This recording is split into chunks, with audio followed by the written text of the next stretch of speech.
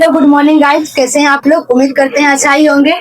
तो इससे पहले वाले वीडियो में भी हम एक बार आ चुके हैं। तो इससे पहले वाले वीडियो में हम आपको बताए थे क्लास 7 का जो चैप्टर है पहला क्या पूर्णांक, तो उसका जो छोटा सा पहले ही बताए थे, पूरा नहीं बताए थे, प्राकृतिक और पूर्ण संख्या के बारे में बताए थे। तो आज हम बिना देरी किए हुए पूर्णांक के बारे में जानेंगे। तो पूर्णांक के बारे में जानेंगे तो पूर्णांक को इंग्लिश में पहले हम जानते हैं कि इसका इंग्लिश क्या होता है। पूर्णांक को इंग्लिश में क्या बोलते हैं? इंटीजर बोलते हैं। ठीक, अब पूर्णांक होता क्या है वो देखना है। तो पूर्णांक एक संख्या है, लेकिन पूर्णांक कौन सी संख्या कैसे है ये जानना है। तो पूर्णांक क्या है, यहाँ आप लोग को डिफाइन में जो कि लिख के दे दिए हैं वो देख लीजिए। क्या दिया हुआ है कि धनात्मक तथा ऋणात्मक संख्याओं के मेल को क्या करते हैं?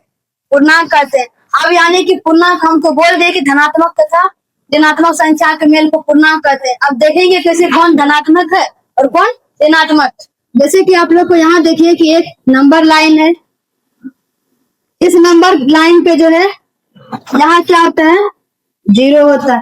अब 0 के राइट साइड क्या होता है? मेरा पॉजिटिव नंबर होता है। और 0 के लेफ्ट साइड कौन सा नंबर होता है? नेगेटिव नंबर होता है। यानी कि ये लेफ्ट साइड और ये राइट साइड, यानी कि 0 से राइट साइड हम जाएंगे तो कौन सा नंबर मिलेगा हमको? Positive number. यानी कि 0 से इधर गए तो हमको कौन सा मिला? Positive number. इसी तरह क्या होगा, ये कहां तक जाएगा? इन्फिनिटी तक जाएगा। ठीक, फिर इसी तरह हम कहाँ आएंगे? Left side. लेफ्ट साइड आएंगे तो इधर जाएंगे तो हमको कौन सा नंबर मिलेगा? Negative number. अब नेगेटिव नंबर क्या होता है? अब कोई कोई देखते होंगे क्या करता है कि यहीं से क्या करते हैं, यहाँ से -1, -2, -3 कर देते। लेकिन ये क्या है? ये गलत है। इसको कैसे करना है? इधर से शुरू करना है। -1, -2, -3, -4 ऐसे करके डॉट डॉट करके ये भी कहाँ तक चल जाएगा? ये भी इन्फिनिटी तक चल जाएगा। जैसे पॉजिटिव नंबर इन्फिनिटी तक, ऐसे ही नेगेटिव नंबर इन्फिनिटी तक। अब ये बोलिएगा कि ठीक है, यहाँ से यहाँ ये तो नेगेटिव नंबर भी आ गया, ये आ गया, पॉजिटिव इंटीजर आ गया, लेकिन 0 क्या है? 0 जो है वो ना पॉजिटिव इंटीजर है और ना ही नेगेटिव इंटीजर है, लेकिन 0 एक इंटीजर है। ठीक, अब हम देखते हैं कि इसका क्या। अब तो जान लें कि पूर्णांक दोनों होता है, एक नेगेटिव भी है पॉजिटिव, इसका जैसे भी हम दे चुके हैं। अब देखिए पूर्णांक को हम डिनोट किस चीज से करते हैं? तो पूर्णांक किस चीज से डिनोट करते हैं? तो इसे हम I या Z से डिनोट किया जाता है। ठीक ना। अब हम देखते हैं कि इंटीजर का जो है एडिशन और सब्ट्रैक्शन करना कैसे। तो इससे पहले आप लोग एक चीज जान लीजिए कि इंटीजर में जो है कौन कौन चीज नहीं आता है। तो इंटीजर में जो है एक क्या नहीं होता है कि यानी कि अगर कोई रूट वाला नंबर आ गया, रूट के अंदर कोई नंबर है तो वो क्या होगा? हमारा इंटीजर नहीं होगा। अगर कोई पॉइंट में है तो वो भी क्या होगा? इंटीजर नहीं होगा। अगर कोई फ्रैक्शन में है यानी कि भिन्न में है तो वो भी क्या होगा? इंटीजर नहीं होगा। चलिए अब हम देखते हैं कि इंटीजर का एडिशन और सब्ट्रैक्शन कैसे करना है। तो इसे आसान तरीका में समझिए कि जो भी समान चिन्ह वाला होता है उसको क्या होता है? समान चिन्ह जुट जाता है। अगर असमान चिन्ह आया तो वो घट जाता है। जैसे कि हम आपको यहाँ लिख के दिखा दिए हैं कि समान चिन्ह है, ये प्लस और प्लस है, ये क्या हुआ? जुट गया। फिर क्या हुआ? समान, ये भी माइनस भी है, ये भी माइनस है, दोनों समान है, ये क्या हुआ? जुट गया। फिर यहाँ देखिए एक प्लस है और ये माइनस है, तो आप लोग को क्या बोले थे कि असमान चिन्ह वाला घट जाता है। यहाँ प्लस और माइनस घट गया। फिर यहाँ देखिए एक माइनस है एक प्लस है, ये भी क्या हो गया? घट गया। अब इसको एक एग्जाम्पल के थ्रू समझिए कैसे होता है। यानी कि हम पहले आप लोगों को क्या बोले कि समान चिन्ह वाला क्या होता है? जुट जाता है। यानी कि समान चिन्ह वाला, यानी कि अगर हम यहाँ 5, ठीक, यहाँ भी क्या लिए? 3 लिए। अब हम एक चीज देखते हैं कि ये जो मेरा 3 है, +3 है, ये 5 है। तो कोई भी जो है अगर चिन्ह है, अगर प्लस का चिन्ह है तब तो समझ लेंगे कि ये क्या? ये पॉजिटिव नंबर, ये प्लस है। लेकिन अगर किसी भी संख्या के पहले अगर प्लस का चिन्ह नहीं है तो हम क्या समझेंगे उसको?